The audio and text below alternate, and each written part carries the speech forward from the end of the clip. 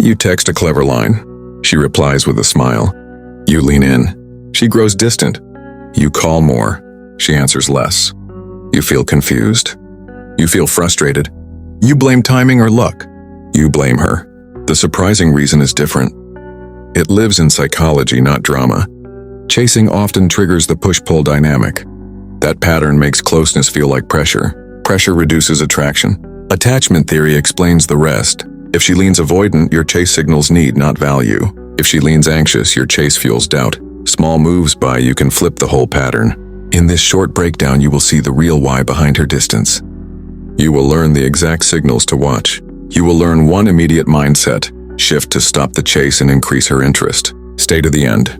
I like the video. Subscribe now. The next 5 minutes can change your approach to dating and your love life. Point number 1. The surprising reason she pulls away. Have you ever noticed how everything feels perfect at the start? The conversations flow. The laughter feels effortless. She seems fully present with you. Then almost without warning, something shifts. Her replies come slower. Her energy feels distant. You catch yourself wondering, did I say something wrong? Did I move too fast? Think back to a time when you felt this sudden change. Do you remember the sting of that silence? The way your mind kept replaying the last message you sent? It is frustrating, isn't it? Here's the surprising reason. When you chase her, it changes the dynamic between you. What once felt light and exciting suddenly feels heavy. Imagine being given a gift freely. And then the giver begins demanding you hold on to it tighter.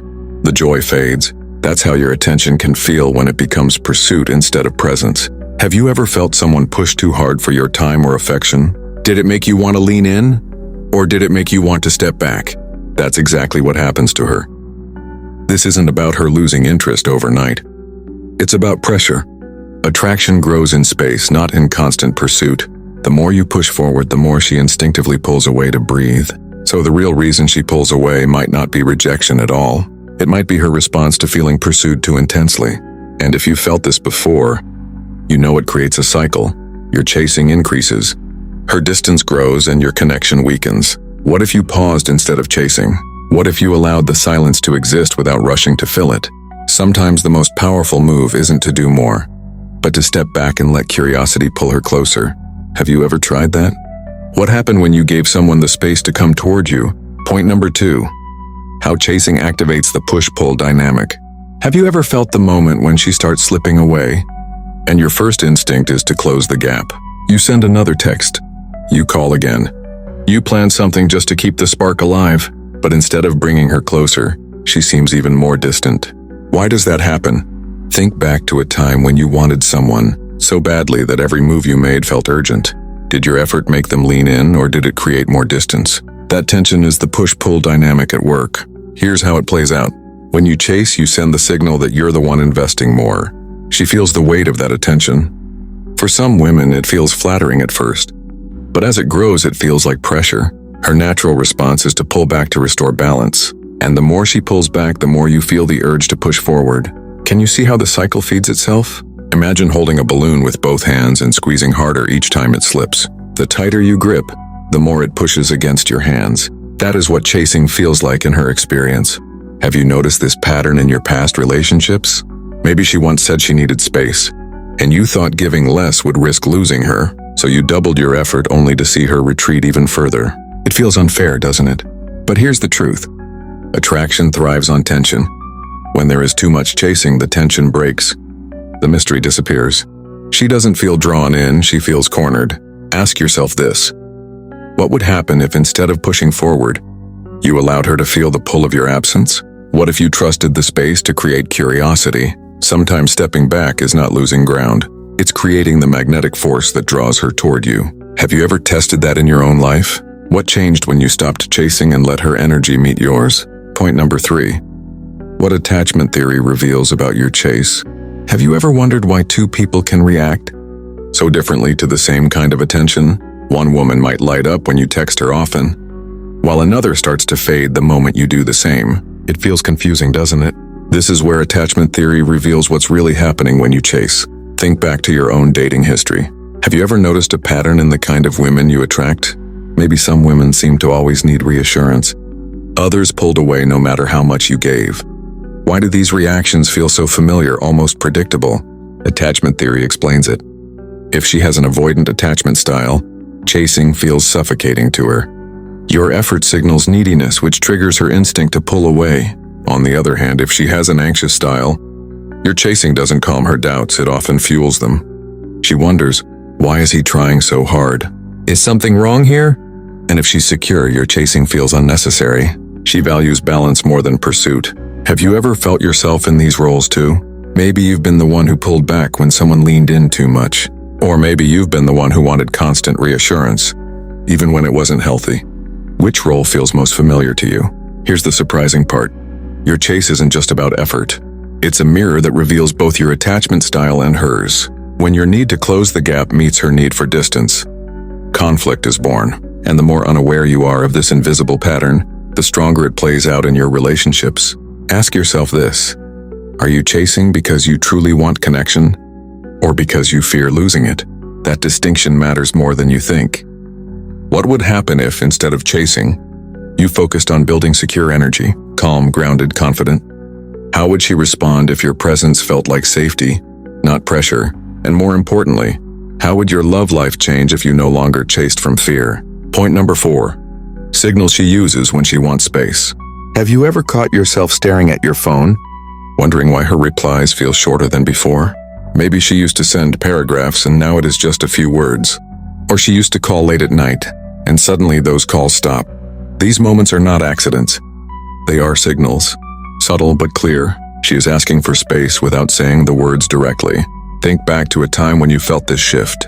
Did you notice how her tone changed? How her excitement seemed to fade?